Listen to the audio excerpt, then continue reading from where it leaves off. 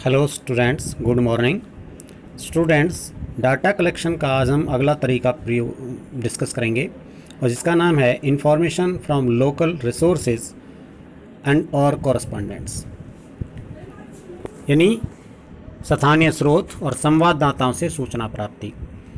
इस मेथड में क्या होता है? In this method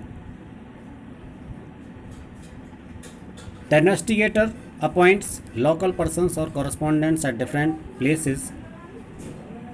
They collect information in their own way and furnish the same to the investigator.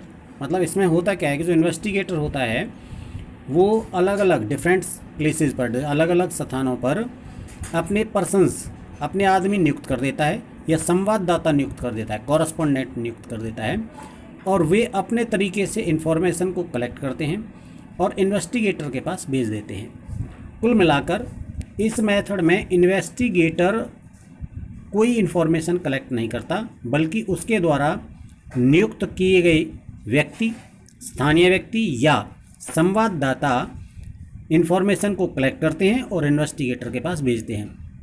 ज़्यादातर ये विधि चैनल्स के लिए, रेडियो, दूरदर्शन, इस तरह पत्रिकाओं, अखबार आदि के लिए प्रयोग की जाती है।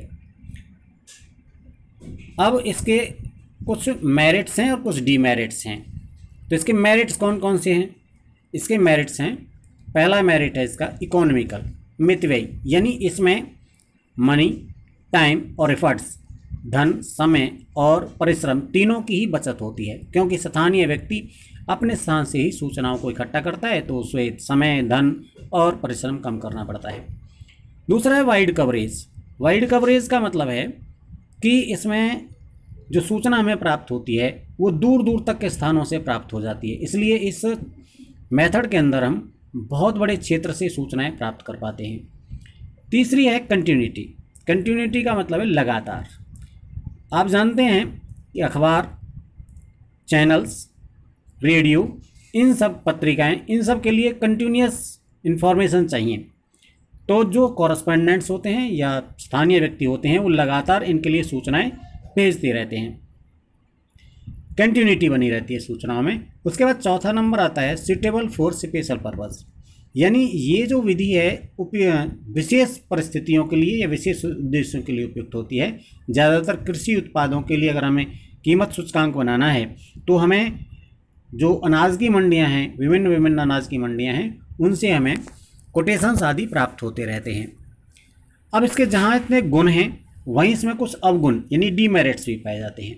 क्या है? नंबर पहला है लॉस ऑफ ओरिजिनलिटी, यानी इसमें मौलिकता का अभाव पाया जाता है। ये सूचना मूल नहीं होती, क्योंकि जो कॉरस्पॉन्डेंट होता है वो सूचना देने वाले से सीधा संपर्क स्थापित नहीं करता है।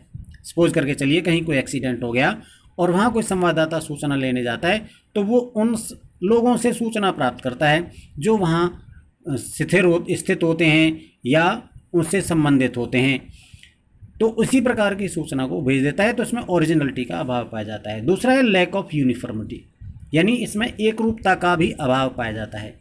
भिन्न भिन्न प्रकार के संवाददाता उसी सूचना को अलग अलग तरीके से कलेक्ट करते हैं, इसलिए उनमें एक रूपता नहीं पाई जाती है। एक जैसी सूचनाएं सबकी नहीं होती हैं, कोई किसी तरीके से उसी सूचना को पेश करता है, कोई किसी तरीके से।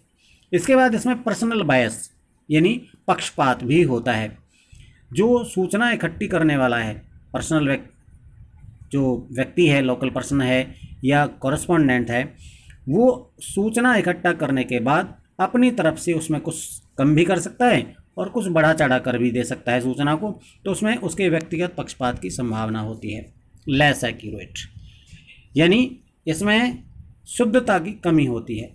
शुद्धता की कमी के कारण आप उपरोक्त उदाहरणों कारणों को देख सकते हैं, क्योंकि एक तो पर्सनल बायस पाया जाता है, ओरिजिनलिटी का भी इसमें अभाव होता है क्योंकि सूचक से प्राप्त नहीं होती, इसलिए ये सूचना पूरी तरह से शुद्ध नहीं होती, इसमें शुद्धता की कमी पाई जाती है। उसके बाद आता है डिले इन कलेक्शन, यानी इन सूचनाओं को प्राप्त करने में समय भी काफ़ी लगता है, क्योंकि दूर दूर से व्यक्तियों सूचना इकट्ठा करते हैं और उन्हें फिर भेजते हैं और उन्हें भेजने तक काफ़ी समय इसमें लग जाता है।